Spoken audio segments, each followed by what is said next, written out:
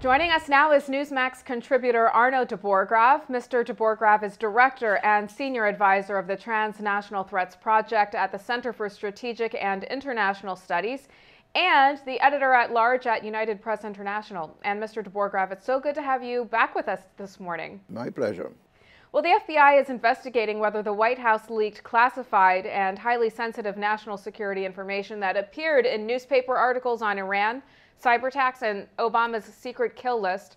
President Obama last week denied the leaks were coming from the White House and said the allegations were offensive. How do you think this scandal threatens the future of the Obama administration? Well, obviously not very favorably, and I guess that puts the opposition a little ahead of the game at this particular stage, but it's much too early to tell. I think the three major debates will tell the story. But meanwhile, I think we've totally overlooked what's happening in terms of warfare. The attacks that we launched and that Israel launched, electronic attacks against Iran, is just the beginning of a new phase of warfare. It's cyber warfare coupled with robotic warfare, which means we don't even leave our borders anymore to attack someone. Give you a little indication of how much is already going on in that field. The Pentagon has been intruded in such attacks 6 million times in one day from all over the world and all over the United States. Of course, they won't say how many were successful, but it shows you the scale of what's going on. So pretty soon, in my judgment, just a matter of a few more years, wars will be fought entirely by remote control. How effective, though, are these attacks? I know you said the Pentagon is not really saying much about it, but based on what you're hearing from your inside sources, how effective do you think that this is? Oh, I'm sure we set back the Iranian program.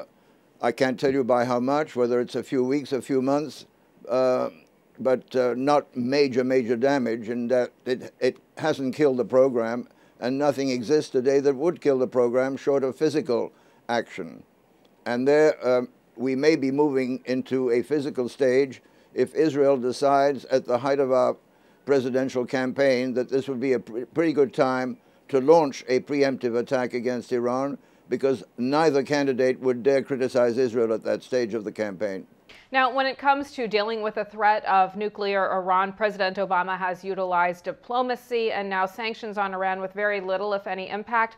Do you think that either Israel or the U.S. will ultimately strike Iran? Well, I think that Israel may. It's a 50-50 chance. I've talked to many experts in this field, and they don't rate it.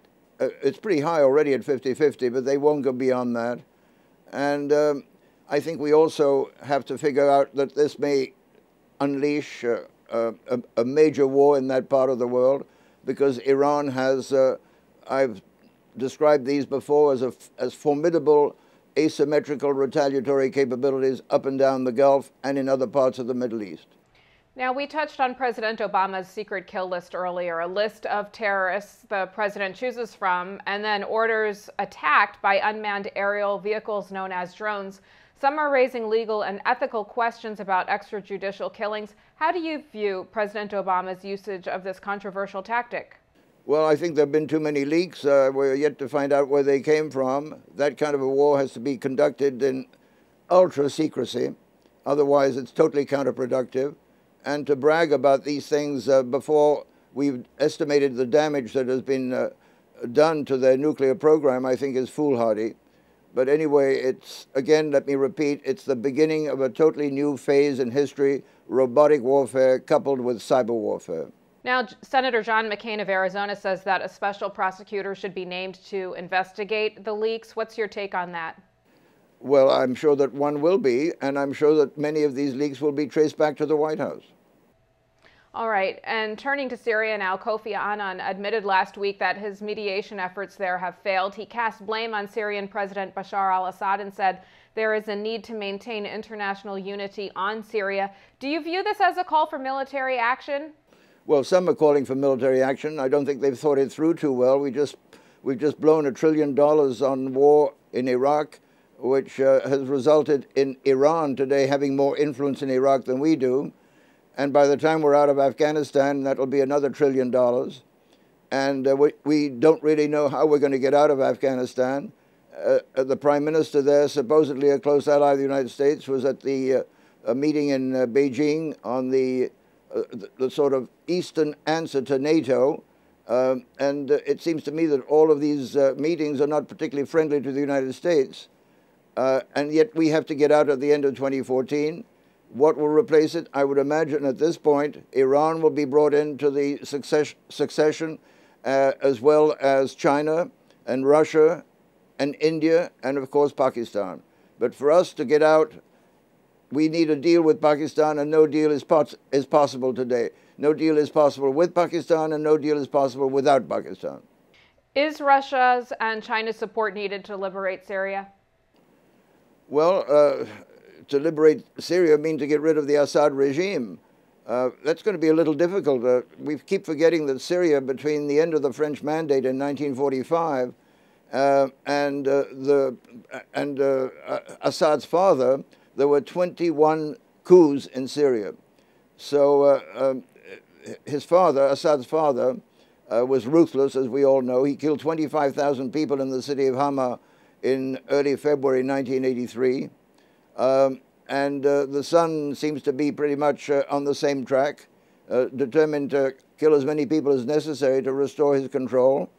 There will obviously be support for the Free Syria forces from the West, I would imagine from the United States as well. There, of course, I'm thinking of the CIA and covert assistance. But to intervene directly there, as we did in Libya, I think would be total geopolitical madness. Yeah, that was going to be my next question for you. In your view, do we let events take their course, or should the U.S. perhaps, with the help from our allies, arm rebel forces, as Mitt Romney suggests, or engage in airstrikes against President Assad's forces, as Senator John McCain suggests? Well, all of that could degenerate very quickly into something much larger that we're not, that we haven't taken into account. We certainly cannot afford another war. We cannot afford a generalized war in the Middle East unless you're prepared to see oil shoot up to 200, 300, 500 instead of the 120, I think, where it is today. There are so many different things that nobody has taken into account, and it's very easy to make these statements, we should go in there and help our friends. It's very hard to sort out the bad guys from the good guys at this point, especially among the anti-Assad forces. You will find some Islamist extremists, as we did in Libya. Mr. DeBorchgrave, last question for you. How has the Obama administration handled the Syrian crisis, and could Syria become an election liability for the president? I doubt that it would become a liability for the president, given the fact that if you look at the opposition to the Afghan war today, it's about 70%. And I can't imagine that those 70% of Americans would welcome a new war in that part of the world. All right, Arnaud DeBorchgrave, thanks so much for being with us on Newsmax TV. It's always a pleasure having you on. The pleasure is mine. Thank you. And thank you for watching Newsmax TV.